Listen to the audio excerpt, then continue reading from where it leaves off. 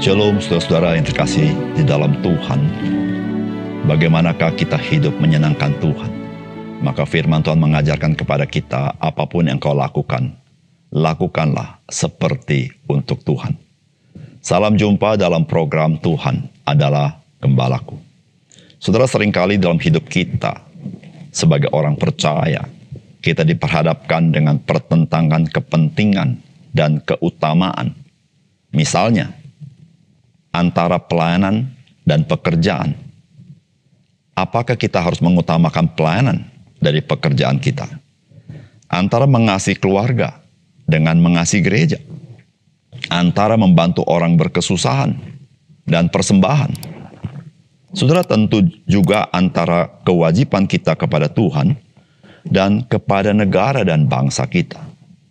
Oleh karena itu, sebagai orang Kristen, kita tidak boleh hanya menjadi orang Kristen yang tidak bertumbuh dewasa. Sebab kita harus mengambil keputusan-keputusan etis di dalam kehidupan kita yang memerlukan kedewasaan di dalam Kristus. Saudara, mari kita membaca Markus pasal 12, ayat 13-17. Kemudian disuruh beberapa orang Farisi dan Herodian kepada Yesus untuk menjerat dia dengan suatu pertanyaan. Orang-orang itu datang dan berkata kepadanya, "Guru, kami tahu engkau adalah seorang yang jujur dan engkau tidak takut kepada siapapun juga. Sebab engkau tidak mencari muka, melainkan dengan jujur mengajar jalan Allah dengan segala kejujuran. Apakah diperbolehkan membayar pajak kepada Kaisar atau tidak? Haruskah kami bayar atau tidak?" Tetapi Yesus mengetahui kemunafikan mereka dan lalu berkata kepada mereka, "Mengapa kamu mencobai aku? Bawalah kemari suatu dinar supaya kulihat." Lalu mereka bawa, maka ia bertanya kepada mereka, "Gambar dan tulisan siapakah ini?" Jawab mereka, "Gambar dan tulisan Kaisar." Lalu kata Yesus kepada mereka, "Berikanlah kepada Kaisar apa yang wajib kamu berikan kepada Kaisar, dan kepada Allah apa yang wajib kamu berikan kepada Allah." Mereka sangat heran mendengar dia. Saudara yang dikasihi oleh Tuhan, menarik sekali bahwa orang-orang Farisi dan orang-orang Herodian bisa menjadi cocok satu dengan yang lain. Karena sesungguhnya mereka dua kelompok yang tidak pernah cocok. Karena orang-orang Farisi sangat kontra dengan orang-orang Herodian.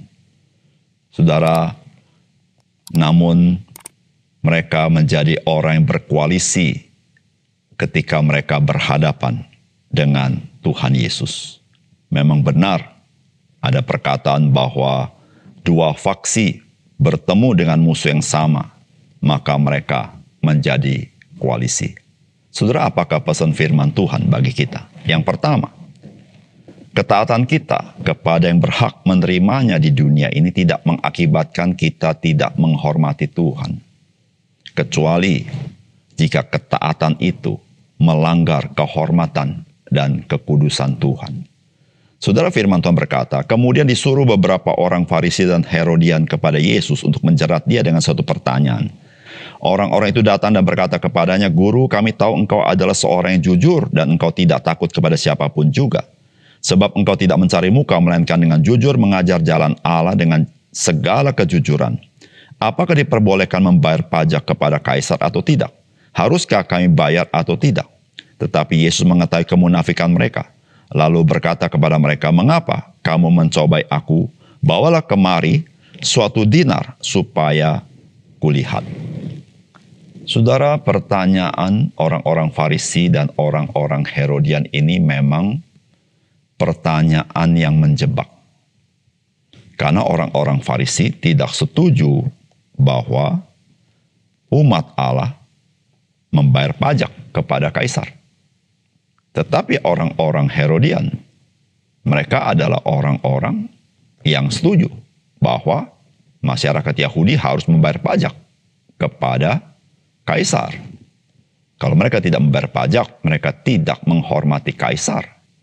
Tetapi orang-orang Farisi tidak demikian. Membayar pajak kepada Kaisar itu tidak menghormati Tuhan. Saudara, inilah pertanyaan yang sangat menjebak. Karena jika Tuhan Yesus bilang tidak perlu membayar pajak kepada Kaisar, maka Yesus menjadi musuh bagi negara. Tetapi jika Tuhan Yesus berkata, engkau harus bayar pajak kepada kaisar. Maka Yesus menjadi musuh dari pemimpin-pemimpin agama atau bangsa Yahudi. Saudara, disinilah saudara-saudara, Tuhan Yesus mengatakan bahwa mengapa engkau mencobai aku. Saudara yang kasih dalam Tuhan, dari apa yang Yesus ajarkan kepada kita melalui peristiwa ini, maka saudara, sebetulnya ketaatan kita kepada yang berhak menerimanya di dunia ini tidak mengakibatkan kita tidak menghormati Tuhan. Kecuali, saudara, ketaatan itu melanggar kehormatan dan kekudusan Tuhan. Dan tentu, saudara-saudara, Tuhan Yesus tidak akan mengizinkan jikalau umat Tuhan menyembah kepada kaisar. Tetapi, jikalau umat Tuhan taat di dalam membayar pajak kepada kaisar, maka hal itu tidak melanggar kehormatan dan kekudusan Tuhan. Karena memang, saudara, pemerintahan itu adalah seizin Tuhan, diangkat oleh Tuhan, dan kita harus menghormati pemerintah. Bagaimanapun pemerintah itu, saudara.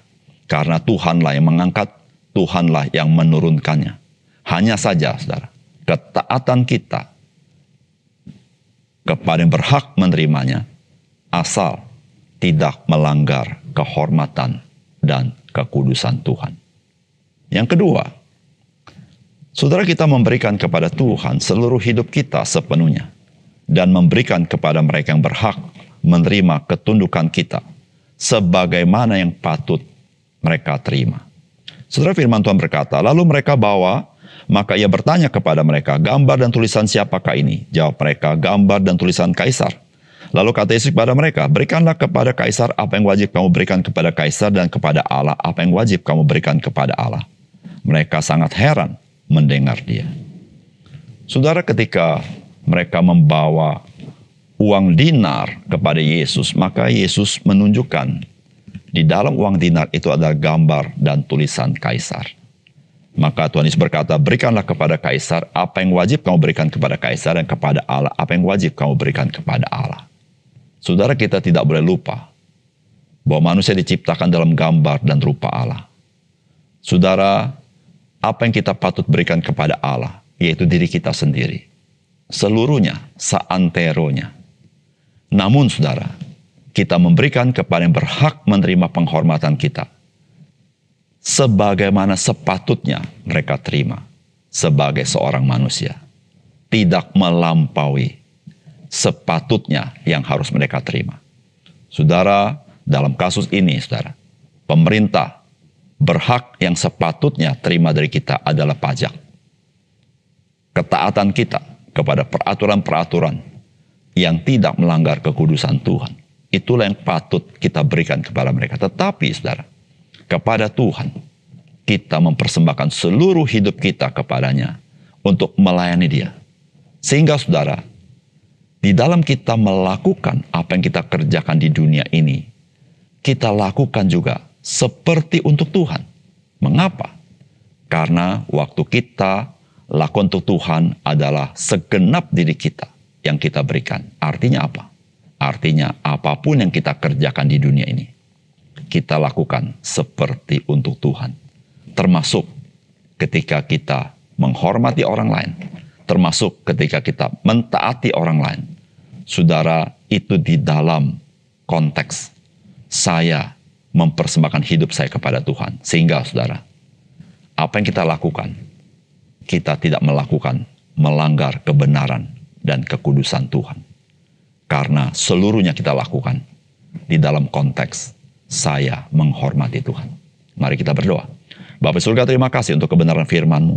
Biar Engkau meteraikan firman-Mu dalam hati kami, sehingga apa yang kami pelajari firman Tuhan menolong kami, supaya kami melihat dengan jelas apa yang Tuhan pimpin dalam hidup kami. Terima kasih Tuhan, dalam nama Tuhan Yesus kami berdoa. Amin.